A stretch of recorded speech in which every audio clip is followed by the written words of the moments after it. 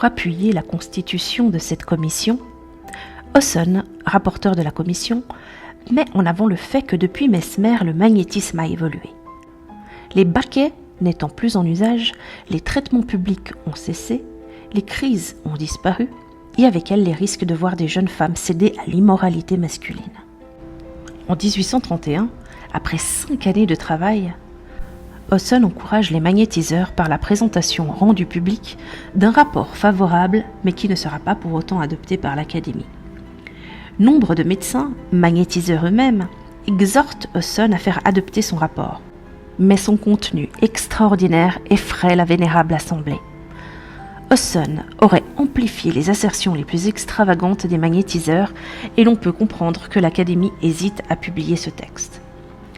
Ce rapport englobait des observations très diverses concernant à la fois les domaines de la pathologie et de la thérapeutique, mais aussi les domaines du merveilleux, c'est-à-dire des phénomènes de clairvoyance appliqués au diagnostic et au pronostic des malades, la vision à travers les corps opaques ainsi que le développement de perceptions sensorielles se passant des organes des sens.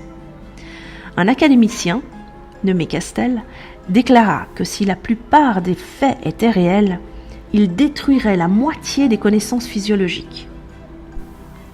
Ces mystifications compromettent la validité du travail de Hosson. Une nouvelle commission est alors nommée en 1837. Celle-ci a pour membre le docteur Cloquet, qui a pratiqué en 1829 l'amputation sans douleur d'un sein atteint par une tumeur cancéreuse. Mais cela ne suffit pas à faire incliner favorablement les membres de la commission. Ce rapport, qui fait à nouveau scandale, ne sera pas publié par l'Académie en raison encore de notions de clairvoyance. Toutefois, un des membres de la commission déclare que considéré comme agent de phénomènes physiologiques ou comme moyen thérapeutique, le magnétisme devrait trouver sa place dans le cadre des connaissances médicales. L'Académie devrait encourager les recherches sur le magnétisme comme une branche très curieuse de la psychologie et d'histoire naturelle. Cette date marque d'une façon radicale l'attitude officielle des autorités médicales qui prévaudra pendant plusieurs années. L'exclusion du champ de la médecine officielle de toute pratique se rattachant au magnétisme animal. Désormais, le devenir du magnétisme est entre les mains des empiriques et des médecins dont la curiosité clinique et l'ambition les portent plus au soulagement de leurs patients qu'à la gloire et aux honneurs d'une carrière académique.